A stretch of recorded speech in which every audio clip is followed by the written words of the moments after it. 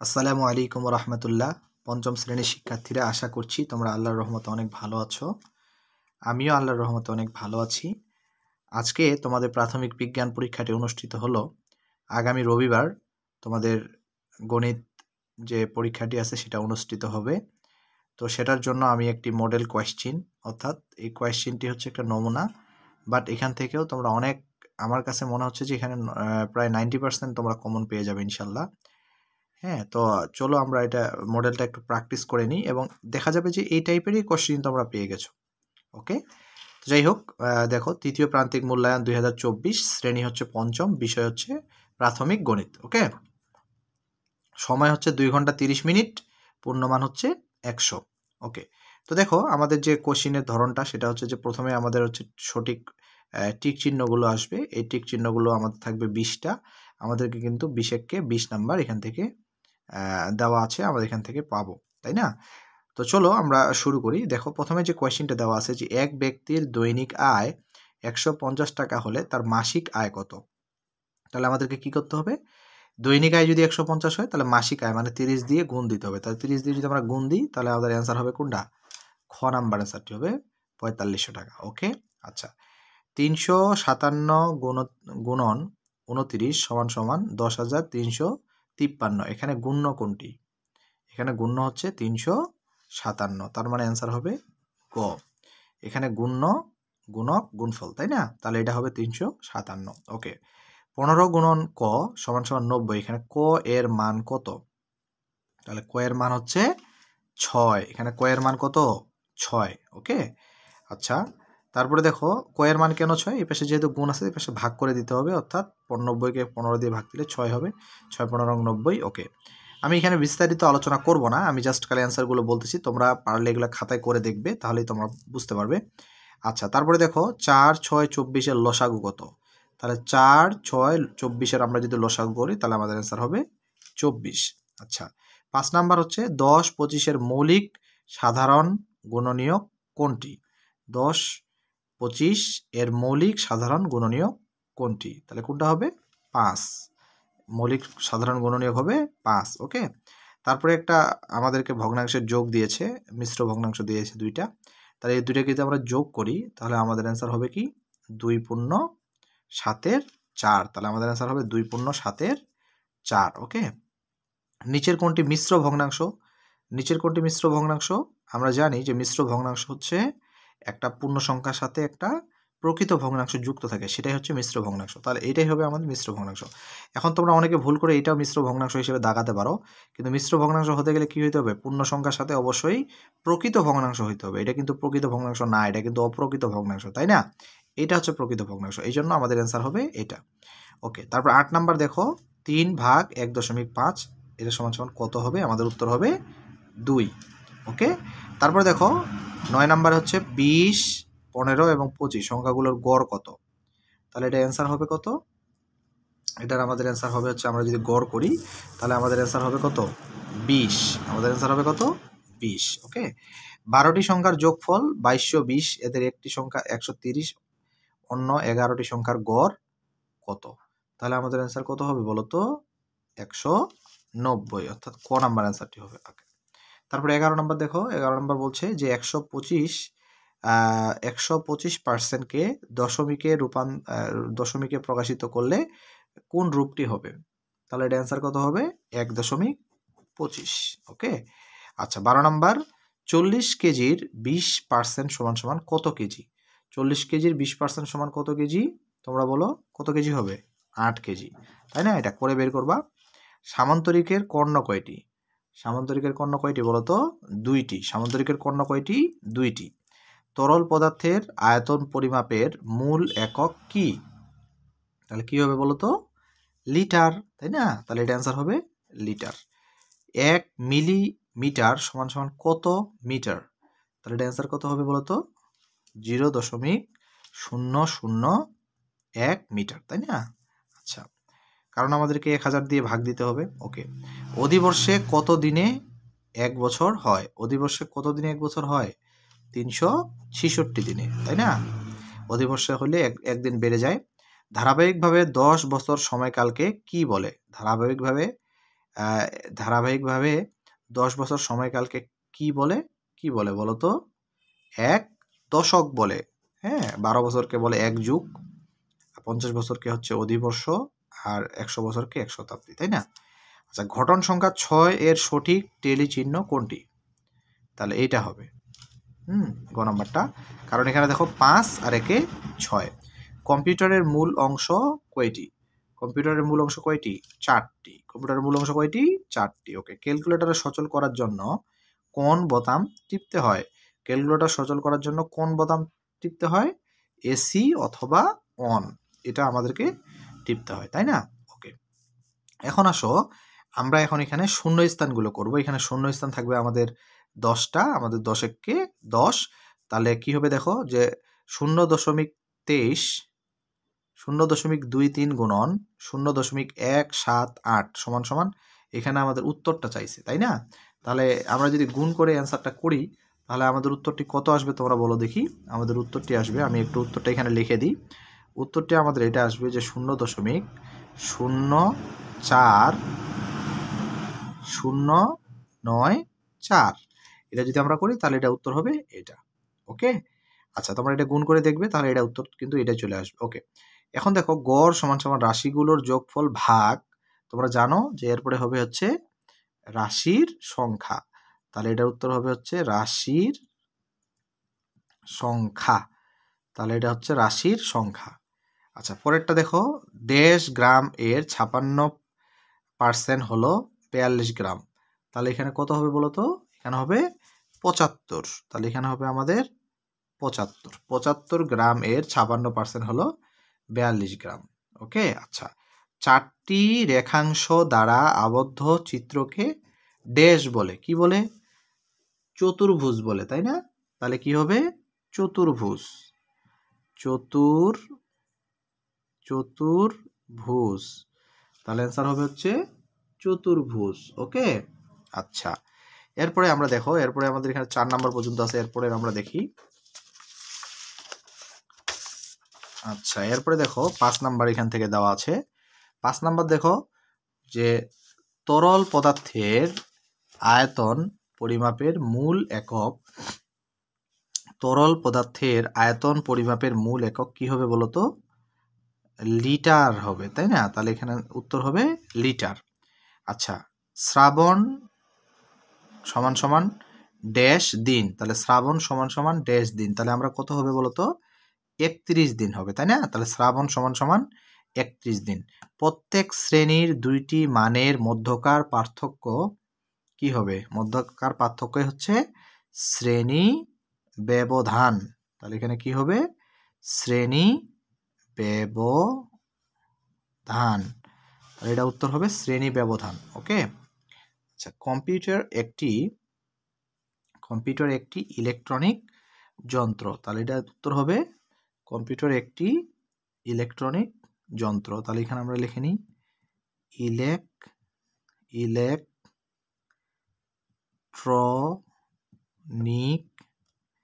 Electronic যন্ত্র। ওকে, আচ্ছা, গুণনীয়কের অপর নাম। গুণনীয়কের অপর নাম কি বলতো?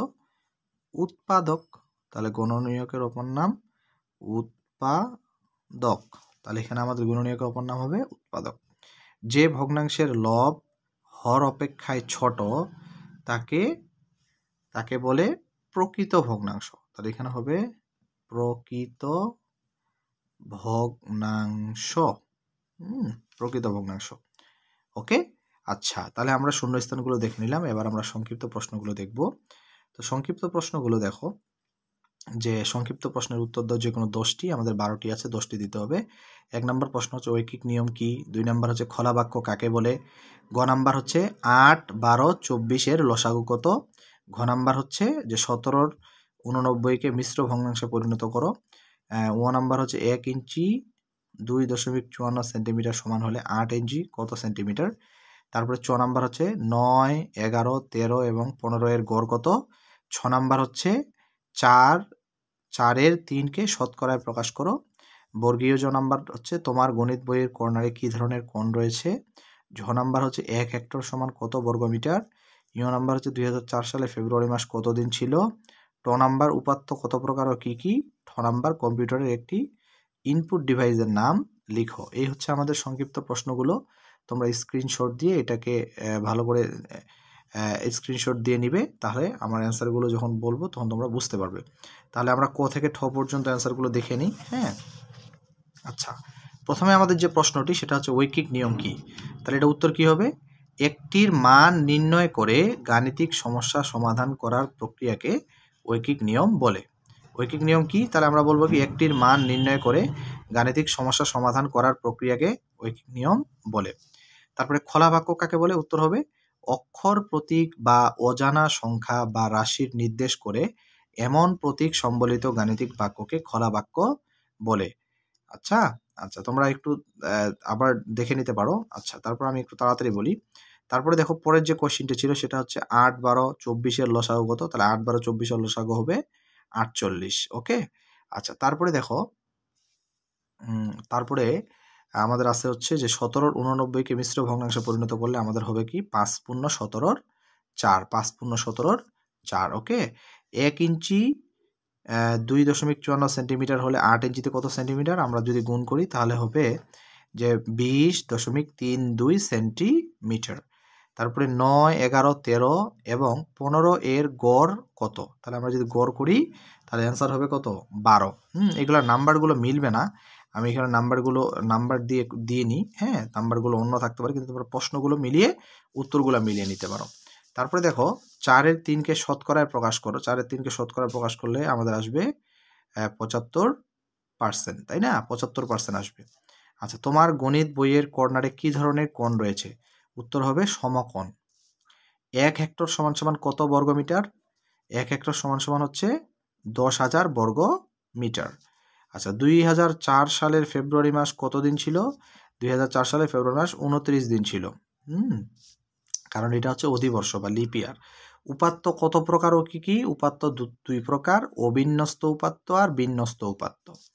কম্পিউটারের একটি ইনপুট ডিভাইসের নাম লেখো, কিবোর্ড। কম্পিউটারের একটি ইনপুট ডিভাইসের নাম কি, কিবোর্ড। ওকে, তো এখন আমরা পরের কোশ্চেনে চলে যাই। পরের কোশ্চেনগুলো দেখো, পরের কোশ্চেনে কি দেওয়া আছে। পরের কোশ্চেন দেওয়া আছে যে সমস্যামূলক সমস্যার সমাধান। এখানে আমাদেরকে বলেছে যে 11, 12, 13 নং সহ 10টি প্রশ্নের উত্তর দিতে হবে। হ্যাঁ, 5 10 50, 11, 12, 13 কিন্তু অবশ্যই দিতে হবে।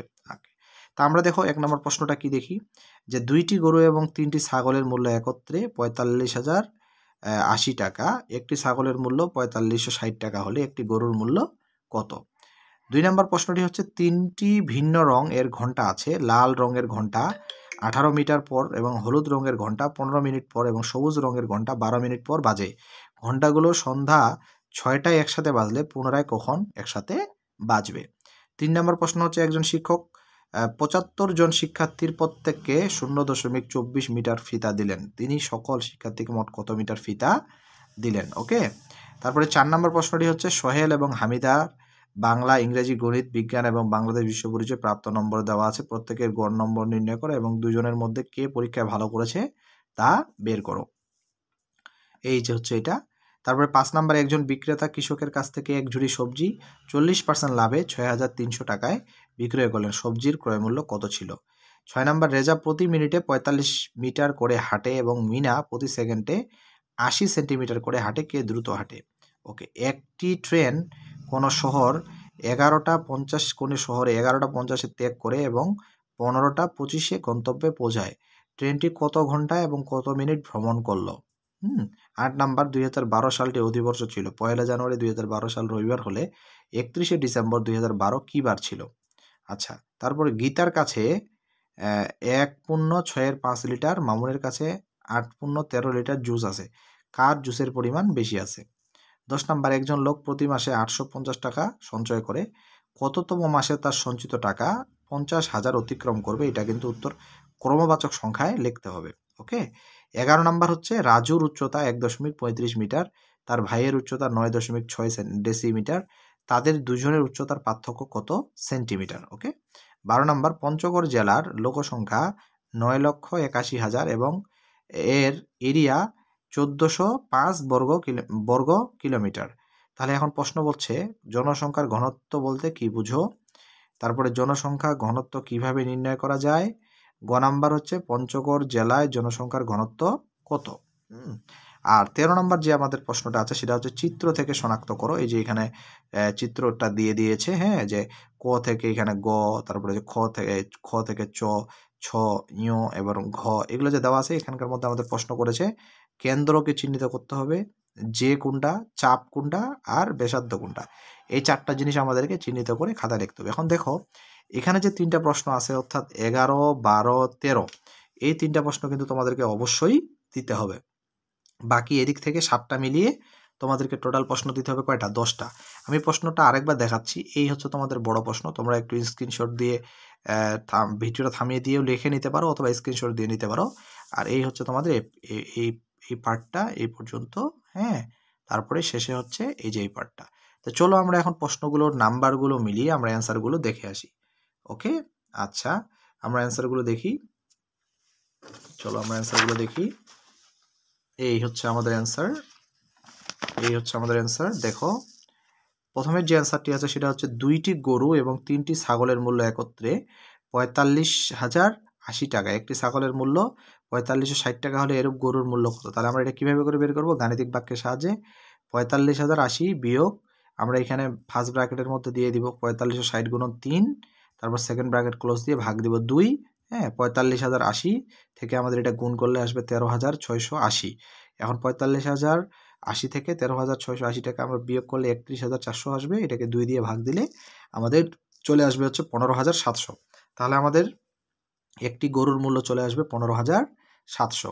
আশা করছি তোমরা উত্তরটা বুঝতে পেরেছো। এইভাবে উত্তরটা দিয়ে দিতে হবে। এবার দেখো 2 নাম্বার, যে 3টি ভিন্ন রঙের ঘন্টা আছে। লাল রং ঘন্টা 18 মিনিট পরপর, হলুদ রঙের ঘন্টা 15 মিনিট পরপর এবং সবুজ রঙের ঘন্টা 12 মিনিট পরপর বাজে। ঘন্টাগুলো সন্ধ্যা 6টায় একসাথে বাজলে পুনরায় কখন বাজবে? এটার সমাধান হচ্ছে আমরা প্রথমে কি করব, যে ঘন্টাগুলোর যে আছে 18, 15 এবং 12 এগুলো লসাগু করব। প্রথমে 2 দিয়ে দিব, তাহলে হবে 9, তারপর 15কে যাবে না এই জন্য 15 লিখে দিব, তারপর 6, আবার 3 দিয়ে দিব, এখানে 9কে 3 দিয়ে দিলে 3, 3 5 15 আর এখানে হবে 2। তাহলে আমরা যদি এখন সবগুলোকে এগুলো গুণ করে নিই, কারণ লসাগুর সময় সবগুলো নিতে হয়, গুণ করলে আমাদের অ্যান্সার আসবে কত? 80 মিনিট। এই 80 মিনিটকে আমরা এখন কি বানাবো? দেখো এই 80 মিনিটকে আমরা এখন বানাবো ঘন্টা, তাই না? তাহলে মিনিট থেকে যখন আমরা ঘন্টা বানাবো তখন আমাদেরকে কি করতে হবে? 60 দিয়ে ভাগ দিতে হবে। তাহলে 180 ভাগ 60, ঘন্টা হয়ে গেল 3 ঘন্টা। এখন যেহেতু 6টায় বাজে তাহলে আমরা লিখব সুতরাং ঘন্টাগুলো সন্ধ্যা 6টায় যদি বাজে তাহলে 3 ঘন্টা পর যদি একসাথে বাজবে, তার মানে সন্ধ্যা 6টা যোগ আরও 3 ঘন্টা, তার মানে রাত 9টার দিকে আবার ঘন্টাগুলো একসাথে বাজবে। উত্তর হবে 9টা। ওকে, তোমরা উত্তরটা দেখে নিতে পারো, হ্যাঁ।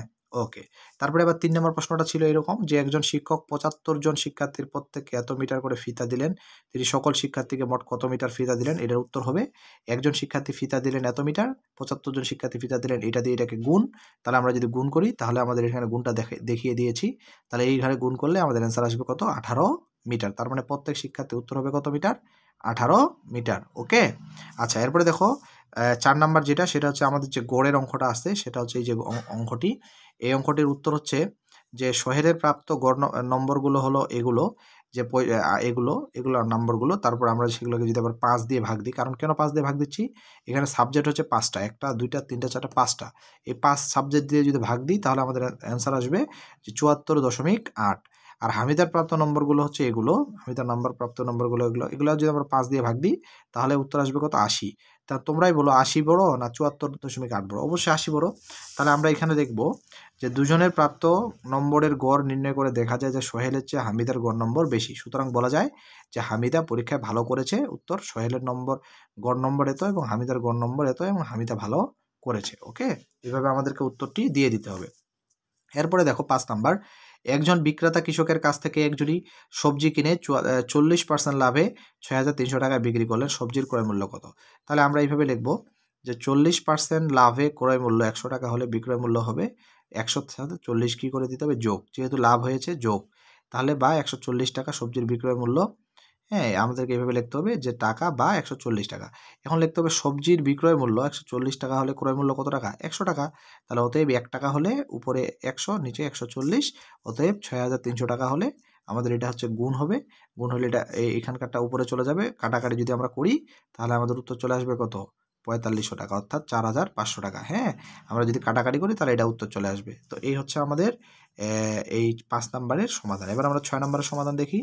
6 নাম্বারের সমাধান হচ্ছে রেজা প্রতি মিনিটে 45 মিটার করে হাঁটে এবং মিনা প্রতি সেকেন্ডে 80 সেন্টিমিটার করে হাঁটে, কে দ্রুত হাঁটে?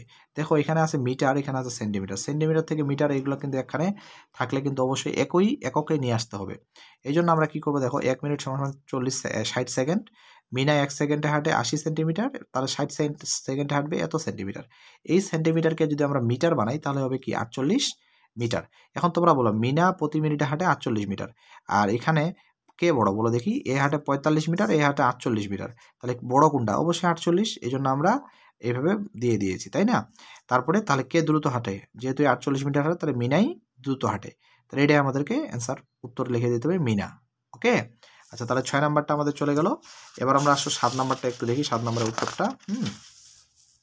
7 নাম্বার উত্তরটি দেখো, একটি ট্রেন কোনো শহরে 11টা 50-এ ত্যাগ করে 15টা 25-এ গন্তব্যে পৌঁছায়। ট্রেনটি কত ঘন্টা এবং কত মিনিট ভ্রমণ করলো? এখন আমরা লিখব ট্রেনটি শহর ত্যাগ করে এত সময় আর গন্তব্যে পৌঁছায় এত সময়। এখন আমরা যদি বিয়োগ করি তাহলে আমাদের এটা থেকে যদি বিয়োগ করি তাহলে আমাদের উত্তর আসবে 3 ঘন্টা 35 মিনিট। তার মানে 3 ঘন্টা 35 মিনিট। ওকে, আচ্ছা এবার আমরা এটা প্রশ্নটার উত্তরটা আরেকবার দেখে নাও, এদিকে আমি বিয়োগ করে দেখিয়েছি। আচ্ছা তারপরে দেখো 8 নাম্বার, 2012 সালটি যদি অধিবর্ষ ছিল 1 জানুয়ারি 2012 সাল রবিবার হলে 31 ডিসেম্বর 2012 সাল কি বার হবে? তাহলে আমরা এটা করেছি দেখো, 2012 সালে 1 জানুয়ারি ছিল রবিবার, 2012 সাল তো অধিবর্ষ, 2012 সাল অধিবর্ষ, তাই 366 দিনের বছর হবে। তার মানে আমরা 52 গুণন 7 সমান 364 দিন, অর্থাৎ 364তম দিন ছিল শনিবার। আমরা তারপর কি করবো, 365তম দিন তাহলে রবিবার এবং 366তম দিনটি ছিল তাহলে সোমবার।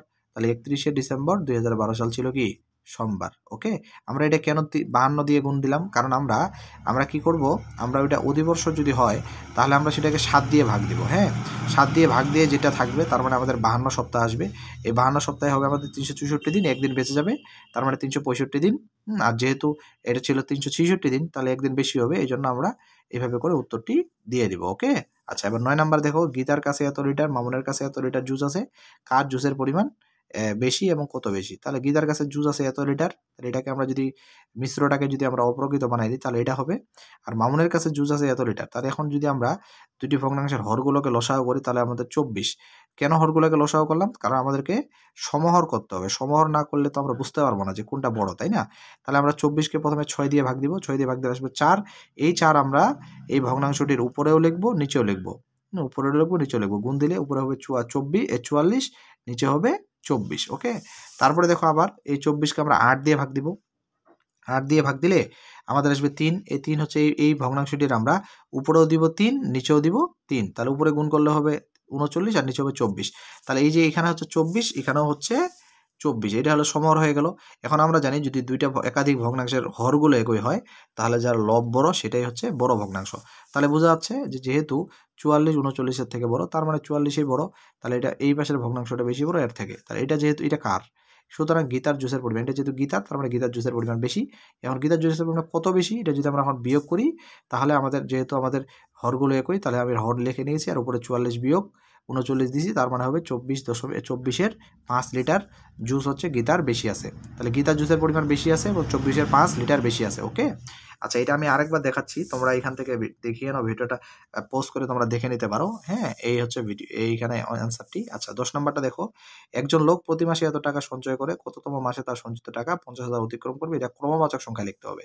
তাহলে আমরা যদি 50,000 টাকাকে এত টাকা দ্বারা ভাগ করি তাহলে ভাগ করলে আমাদের কিন্তু এই যে ভাগটা করছি, এই ভাগটা করে আমাদের অ্যান্সার আসবে ভাগফল 58 ভাগশেষ 700। তাহলে 58তম মাস সঞ্চয় করার পরও 700 টাকা কি থাকবে? বাকি থাকবে। সুতরাং 58 যোগ 1 অর্থাৎ 59তম মাস পর সঞ্চিত টাকা 50,000 টাকা অতিক্রম করবে, তাই না? মানে 58 সপ্তাহ হয়ে গেছে, আরো 1 সপ্তাহ, আর এখানে 700 টাকার জন্য আরেক মাস। তাহলে এই জন্য আমরা কি করব, 58 সাথে 1 যোগ করে 59তম মাস বলতে হবে, কারণ এই যে আমাদেরকে বলছে যে ক্রমবাচক, অর্থাৎ ক্রমবাচক কোনগুলা? তম যেগুলোতে থাকে, তাই না? প্রথম দ্বিতীয় এরকম। আচ্ছা তাহলে এই হচ্ছে লিখতে হবে। তারপরে 11 নাম্বার দেখো, রাজুর উচ্চতা 1.35 মিটার এবং তার ভাইয়ের উচ্চতা 9.6 ডেসিমিটার, তাদের দুজনের উচ্চতার পার্থক্য কত সেন্টিমিটার? দেখো আমি একটু আগেই বলেছি যে মিটার এবং ডেসিমিটার কোনোদিন এভাবে অঙ্কগুলোকে পার্থক্য করা যাবে না, অবশ্যই একই এককে নিয়ে আসতে হবে। তাহলে আমরা কি লিখলাম দেখো, রাজুর উচ্চতা মিটার ছিল, এটাকে আমরা ডেসিমিটার বানালাম। মিটার থেকে ডেসিমিটার গেলে 10 দিয়ে কি করতে হয়, গুণ করতে হয়। ওকে, আচ্ছা তারপরে দেখো তাহলে আমরা পাইলাম কত, 13.5 ডেসিমিটার। হ্যাঁ, তারপর তার ভাইয়ের উচ্চতা ছিল এত ডেসিমিটার, তাহলে তার দুজনের উচ্চতা পার্থক্য কত হবে, রাজুর উচ্চতা বিয়োগ ওর ভাইয়ের উচ্চতা, তাহলে পাইলাম 3.9 ডেসিমিটার। এই ডেসিমিটার থেকে যদি আমরা সেন্টিমিটার বানাবো তখন আমরা 10 দিয়ে আবার কি করব, গুণ। তাহলে এটাকে 10 দিয়ে গুণ করলে আমাদের উত্তর আসবে 39 সেন্টিমিটার। তাহলে উত্তর হবে 39 সেন্টিমিটার। ওকে, আচ্ছা 12 নম্বর দেখো, পঞ্চগড় জেলার লোকসংখ্যা 9,81,000 এবং এর এরিয়া 1405 বর্গ কিলোমিটার। তাহলে 1 নম্বর প্রশ্ন, এগুলা প্রশ্নগুলো দেখো, এগুলো আমাদের দরকার নাই। জনসংখ্যার ঘনত্ব বলতে কি বুঝো, জনসংখ্যার ঘনত্ব কিভাবে নির্ণয় করা যায়, পঞ্চগড় জেলার জনসংখ্যার ঘনত্ব কত। 1 নম্বর উত্তর হবে ক নাম্বার, যে কোনো এলাকায় গড়ে প্রতি বর্গ কিলোমিটারে যতজন লোক বাস করে সে সংখ্যাকে ওই এলাকার জনসংখ্যার ঘনত্ব বলে। ওকে, খ নাম্বার হবে কোনো এলাকার মোট জনসংখ্যাকে মোট এরিয়া দ্বারা ভাগ করলে ওই এলাকার জনসংখ্যার ঘনত্ব নির্ণয় করা যায়।